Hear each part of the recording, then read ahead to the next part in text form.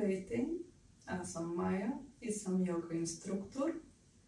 Занимавам се с йога откакто бях 13 годишна и започнах първо от любопитство, след това установих, че се отразява изключително добре на гърба ми, тъй като по това време много дълго се задържах в наведени пози. Когато рисувах, например в неделя, уроците бяха от 8 сутринта до 5 след обед и през цялото време бях или наведена леко, или на половината наведена пред бюрата за графика. И след това, като се прибирах, правях около час и нещо йога и усещах как кръвта се раздвижва между прешлените на гръбначния ми стълб, как се освобождава пространството там и как навлиза енергия и се затопля всичко, и това ми носеше облегчение и наслада едновременно и способност да продължавам да рисувам и да стоя наведена след това.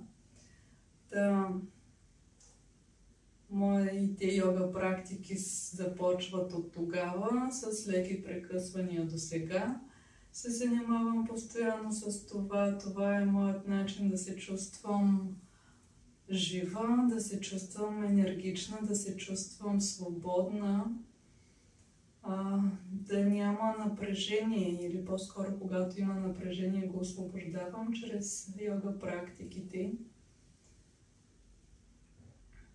За мен просто това е начин да се поддържам аз такава каквато съм.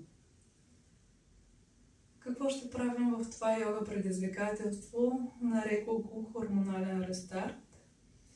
За 5 дни ще се съсредоточим върху забавяне на темпото, върху това да можем да отделим малко време за себе си. Практиките са около 20 на минути. Надявам се всеки може да отдели 20 минути през деня си за себе си, за това да се почувства по-добре, да се погрижи, да си даде глътка въздух, да спре за малко, да бърза, да мисли за всички задачи и всички задължения и просто да бъде за себе си. Знаете, че когато се грижим за себе си, можем да се грижим и за другите. Ако ние сме зле, дори и да искаме да се грижим за близките ни, това няма как да стане. Това е както при самолета и маските. Първо се грижим за себе си, за да имаме сила, енергия, спокойствие и любов, които да даваме и на другите около нас. Така че тези практики са кратки, 20 на минути. Забавяме темпото, обръщаме внимание на дишането. На дълбокото дишане ще има дихателни техники, ще се обръщаме навътре към себе си, към усещанията си, осъзнавания. Ще има утвърждения за всеки ден, над които да работим.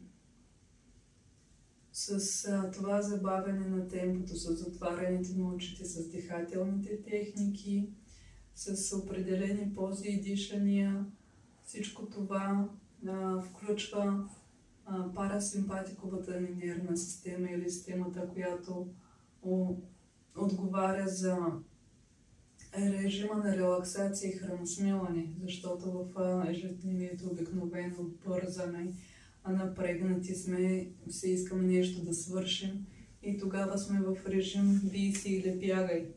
Това автоматично изключва режим на храносмилане, на релаксация, на самовъзстановяване и затова целим да забавим темпото, да влезем в този режим на релаксация, където тялото само започва да си дава това, от което има нужда, да се самолекува и съответно да се чувства по-добре.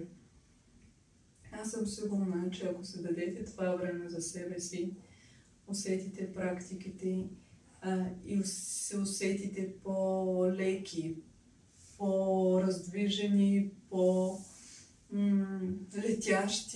по-малко напрегнати, ще имате стимул да го продължите, да го вкарате в ежедневието си като някаква рутина, за да се поддържаме, за да има грижа ежедневна за нас. С тези практики ще работим за жлезите, яйчници, надбъбречна жлеза, щитовидна жлеза, хипофиза. И по този начин, чрез стимулирането им, ще балансираме до някъде хормоните. Естествено, това не става за 5 дни.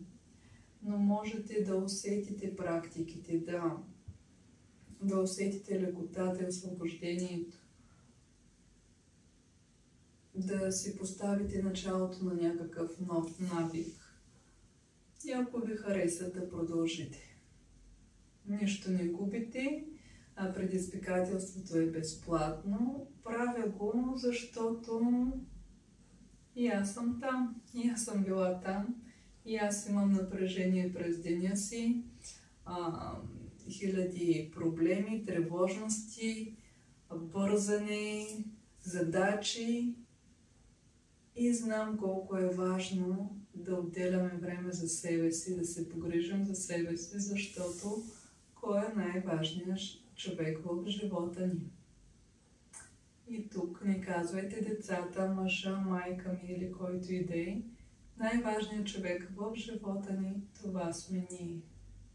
Прекарваме целия си живот със себе си. И на първо място трябва да поставим себе си. Ако ние сме добре, можем да помагаме и да се грижим и за любимите ни хора. Така че, приятни практики, надявам се да ви харесат, надявам се да се почувствате по-добре с тях и да съм помогнала поне малко да се усмихнете и да свалите напрежението. Намасте!